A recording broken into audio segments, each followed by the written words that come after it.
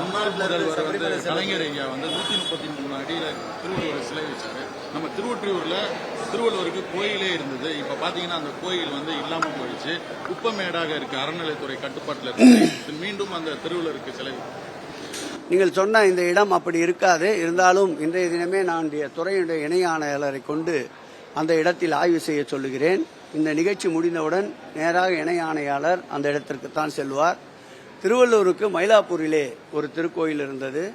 அந்த திருக்கோயிலை மாண்புமிகு தமிழக முதலமைச்சர் அவருடைய உத்தரவின் வழிகாட்டுதல் பேரில் 13 கோடி ரூபாய் செலவில் அந்த திருக்கோயிலை முழுவதுமாக புனரமைத்து திருவள்ளூருக்கென்று தமிழ்நாட்டிலேயே மிக பிரம்மாண்டமான ஒரு திருக்கோயிலை ஏற்கனவே இருக்கின்ற கோயிலை முழுவதுமாக புனரமைத்து நல்ல வடிவத்திலே அந்த திருக்கோயிலை உருவாக்குகின்ற ஆட்சி இந்த ஆட்சி என்பதை தெரிவித்துக் கொள்கிறேன். அது மாத்திரமல்லாமல் நாகப்பட்டினத்திலே ஔவையாருக்கு 17 கோடி ரூபாய் செலவிலே ஔவையார் நினைவு மண்டபத்தையும் கட்ட இருக்கின்றோம். இப்படி ஆன்றோர்கள் சான்றோர் சேக்கிழாருக்கு 2 நாள் இருந்த நிகழ்ச்சியை 3 நாட்களாக மாற்றி இருக்கின்றோம். இதுபோல் ஆன்றோர் சான்றோர்களை பெருமைப்படுத்துகின்ற ஆட்சி இந்த திராவிட மாடல் ஆட்சி என்பதற்கு இவையெல்லாம் உதாரணம்.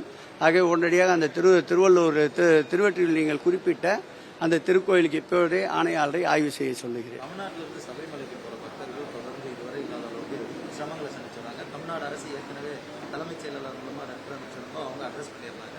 இருந்தும் மக்கள் சிரமப்படுறது. மாண்புமிகு முதலமைச்சர் கூட இது குறித்து கவலை கொண்டு அவரே கூட நேரடியாக தொடர்பு கொண்டு போதிய பாதுகாப்பும் அதேபோல் தரிசனத்திற்குண்டான ஏற்பாடுகளை நல்க வலியுறுத்தியிருக்கின்றார்.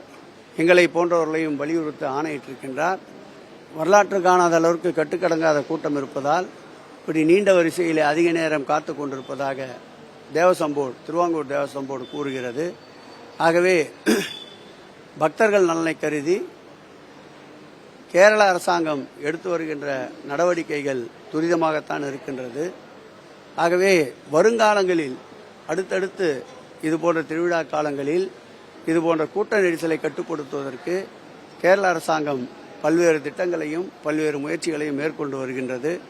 அவைகளுக்கு நிச்சயம் தமிழக அரசும் உறுதுணையாக இருக்கும் என்பதை தெரிவித்துக் கொள்கிறேன். செய்திகளை உடனுக்குடனும் துல்லியமாகவும் தெரிந்து கொள்ள சப்ஸ்கிரைப் பண்ணுங்க.